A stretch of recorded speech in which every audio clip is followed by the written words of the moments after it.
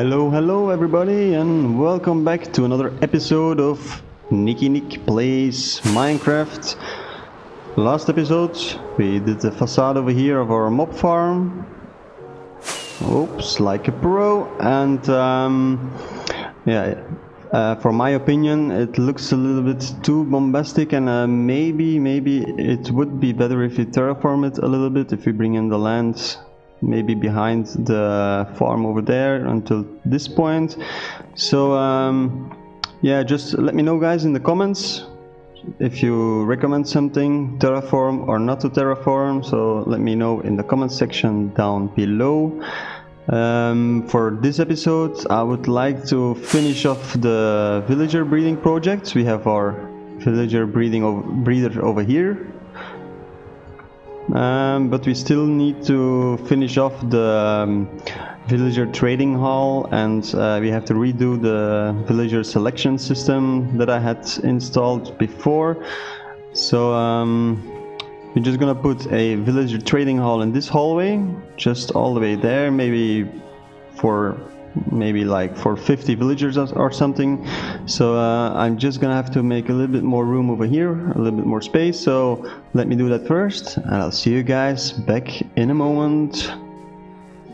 Alright guys, and there we have it. I think we have plenty of space to work with in this configuration. So as for our villager trading hall over here, we're just gonna do a small section together first. So we begin by putting in a structure like this, one more up, so it should be like so. Just gonna remove this one. Then we need to place some of the rails over here, and we start by putting a regular one, powered one, detector rail, and regular again, regular, detector, powered, and regular, and this goes on and on. So again, yes, you always have to repeat it slice by slice. You don't have to don't put in the regulars first and then the powered one. No, you have to do it in this way. Otherwise the rails won't get lined up correctly. So again, last slice like this, and a regular again, and now we can remove the regular ones. These are only temporary for aligning the powered rails and the detector rails. So next what we have to do is we're just gonna power the powered rails permanently. So we're just gonna take some levers and we're just gonna put them on, and I believe, oops, so okay, I messed up already. So again, we're gonna put one over here. Now I need to put it like so, detector again, powered one. Okay, you see what happens when everything starts to fail. So okay, we're gonna try it again. So I believe it should be better if I put some over here to lock these, then one like this. Okay, and that should be okay. Yeah, okay. So always be careful when you break something, or that you don't break the important stuff over here. So we're just gonna put the last one over here. So the power trails are powered. Now we're just gonna use the signal of the detector rails. When there is a villager on the detector rail, we're just gonna use that signal. So we're just gonna put some redstone torches on the back. We're gonna invert the signal like so. Then we need to put some, I just need to remove these ones like so. Then we need to put some blocks on top again, like so. And we put another redstone torch on top. So now we need to put another block in front of it. So we could place a repeater facing this way, and over here we're gonna put some fence gates. Do I have some? Yeah, over here. I'm just gonna put them like so.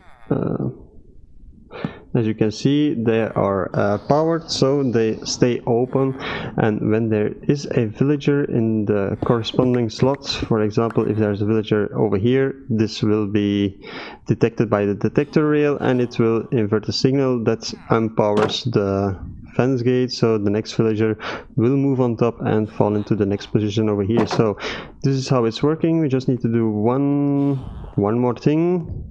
Let me get back on top over here. So we're just gonna put some slabbies. I believe I need to put them like this. Yeah, and then to finish off, some of the trapdoors.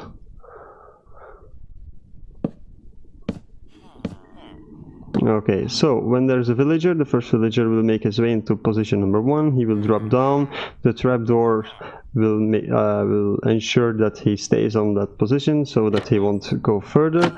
Now, we just need to put some some blocks over here, if I can remember it correctly, because there will be a water stream on top, and we eventually, if we really want this, we could put a button on top of over here. So if you push the button, it will open the trapdoor and it will release the villager if you want to remove the villager or put it in another position or something else. So that's only optional. So if you have an important villager over here, just make sure that you it would be a good advice to remove the button so that you don't accidentally hit the button and lose your good trader or something. So that's something to keep in mind. So that's one part done, except for the water stream that we'll be doing afterwards. I'm just going to repeat this section over here for a couple of multiple times over here. So let's do that first. So I'll see you guys back in a second.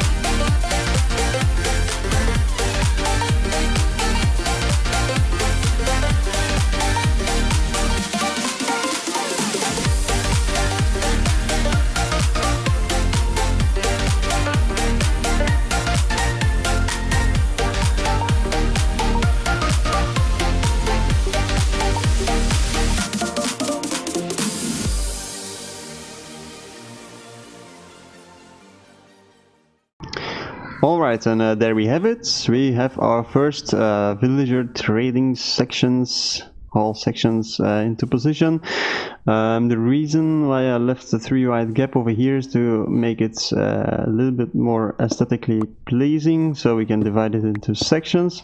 But also, normally if you would extend it, trading hall with sections like these over here, the first water source will stop after 8 blocks, and then you would put a sign over here and then the next water block, but at the position of the sign there is no water stream, so yeah, there will always be a villager that will be waiting in that position when the next villager comes and pushes him along. So if you have maybe like 5 or 6 signs in the water stream over here, there will be always 5 villagers in the system on top on the water stream waiting for a next villager to push them further. So I'm just gonna try something out. I hope it works, just to get the villagers from this section to the other one. So let's pillar up first. I don't know if this is working, so maybe it would be better if I tried it out in my test world, but okay, here we go. We're just gonna try it out like this. So for example, if we have a water source over here, just gonna make a little bit more space. I'm just gonna close the fences for now.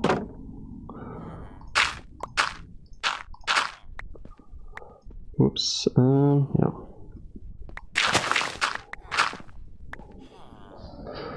So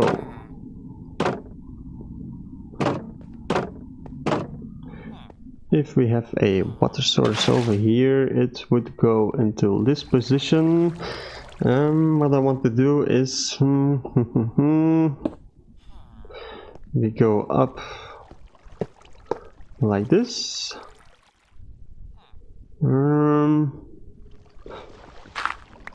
Maybe one more, but we can keep it at the same level. Should be okay. I hope so. So then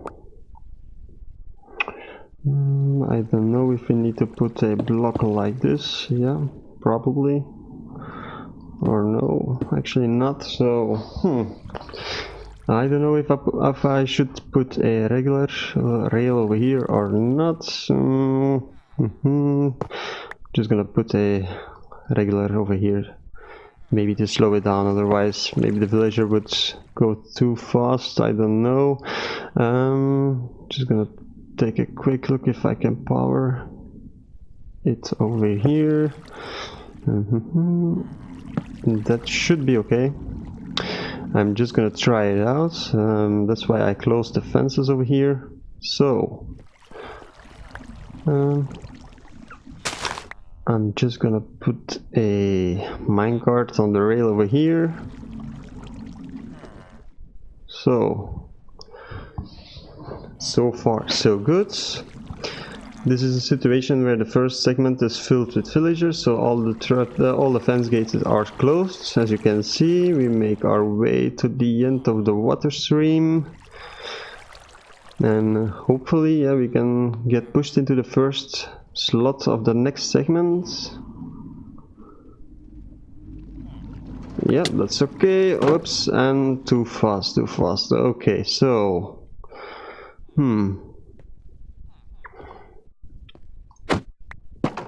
I don't know if this is getting a little bit difficult, so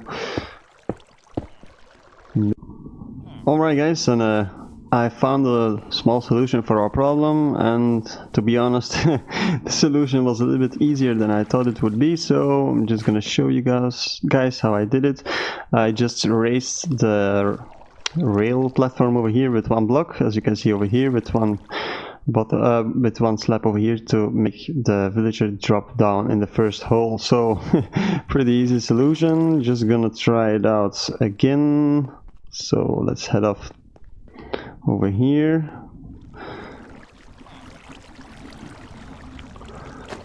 So I'm just gonna start from the bottom so we have enough speed for the first segment. So these are all closed.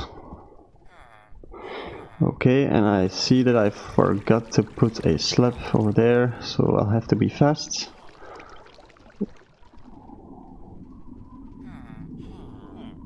Hopefully I can make it on time.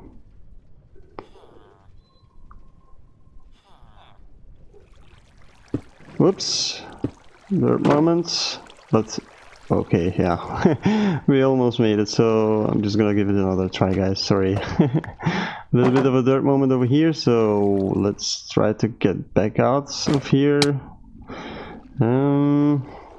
Just gonna put the slab first, and should be okay like this. Okay.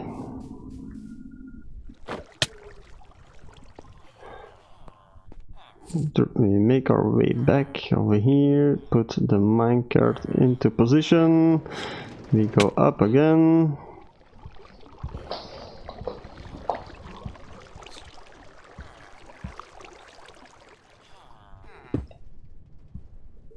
Should be okay like now, like this.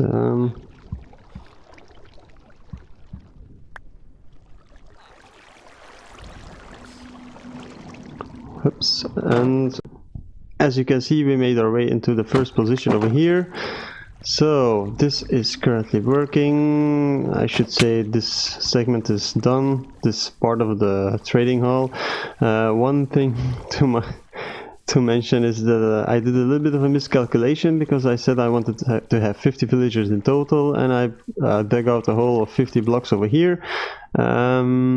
Yeah, if we do it, if we double that, we have a space for 100 villagers. But with the segments over here, that will be 40 villagers on this side, 40 villagers on this side, 80 villagers on total. So that should be sufficient enough. So I'm just gonna copy this side onto this side over here, and I'll see you guys back in a moment. Another progress update. I've copied the segments from this side to the other side, as you can see, and now we have space for 80 villagers over here in our trading hall. I also connected the water streams together, all together.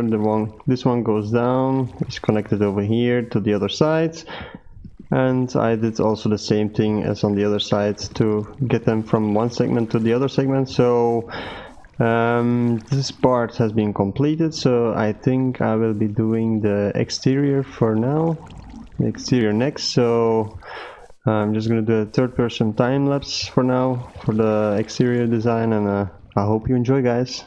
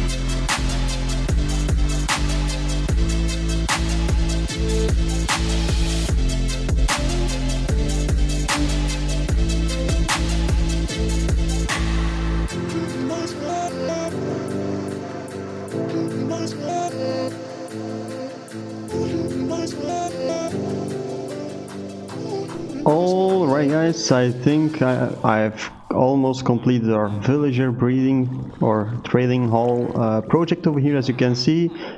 I already started filling up the trading hall with some villagers, and Yeah, as you can see, I already have a villager with mending, silk touch, another mending villager over here, I guess. Yeah, over here. So also I'm breaking villager somewhere, power, efficiency 5. So that's not bad at all. So on this side, I'm just gonna have my farming villagers to do some trading for wheat, carrots, potatoes, pumpkins and watermelon. These will be used for other farms, like the potato farms and everything else. These villagers are for trading my string and later on the leather. These are other villagers for other farms. These are the cartographers for trading the paper. And here some clerks and some nitwits. So I'm pretty happy with how it's looking right now. Everything seems to be working.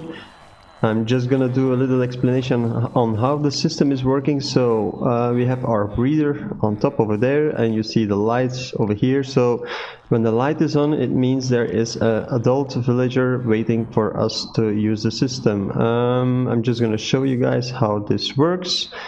So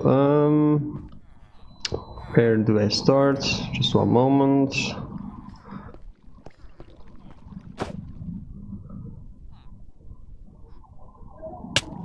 So we have our villager breeder over here. As you can see, the baby villagers wait over here. When they grow up, they make their way up and they fall down over here. Now we're just going to get back. When they drop down, they are passing a tripwire hook over here, and that detects every time when a villager drops in the chute over here, it will push a minecart into the dispenser over here. So as you can see, 2 villagers over here, 2 minecarts. For example, if there are 10 villagers over here, there should be 10 minecarts in the system, inclusive this one over here in the system, waiting for the next use. We have a button on the trading hall, which is extended over here. Yeah, the signal is coming from over here. So when you push the button, the dispenser will be fired. So one minecart will be launching a villager over here, and it will make its way into the villager selection system of our trading hall. I added the next extra feature over here. So with the comparator, if there is no villagers inside the system, there is no possibility to push the button. So no empty minecarts or something else would be launched into the system. So for the lights on the villager selecting system, that's why I use the signal of the dropper over here, of the dispenser. If there are any minecarts in here, so if there are minecarts into the system, it means there are villagers on top. It will be detected by the comparator, which inverts the signal, and this will be extended all the way down until the light over there. So I'm just gonna show you guys how this works. So over here we have our button for requesting a villager, and by the moment there's a whole bunch of, I don't know if you can hear this guys, a whole bunch of Harley Davidson that passes my door, so excuse me for that. So we requested a villager. It is a librarian, so we're just gonna keep it even when it's Curse of Binding. I just want to see what his other traits are. So we want to keep the villager. We press the button and he gets launched and goes straight ahead into the system. All these slots are full, so I'm just gonna open this slot just to keep all the librarians together. One other thing, guys, you know, we did the system to get villagers from one segment to the other. I had to change it because it was not working 100% correctly, so I did a little bit of research on YouTube, and there was one YouTuber who had a solution for this problem, just by putting 2 powered rails with a minecart on top. would push a villager in minecart further, so it won't get stuck at the sign. So, and also it has less height, and that's how I fixed the problem over here. So I think we can call this project almost done. I still need to work out the villager killing mechanism when we remove a villager over here, but for now I didn't do it because I want to rearrange all the villagers, and that's why I used the system down below. As you can see, the villager made his way over here, and now we can do some trades and put in the books over here, as you can see. So I think this project has almost been completed. The killing mechanism is for later on. So I think that will do it for this episode, guys. I hope you liked it, and if you did, just remember to hit the like or subscribe button, and I hope I see you guys back in another episode of NikkiNick Plays Minecraft. See you later, guys. Bye bye, and thanks for watching.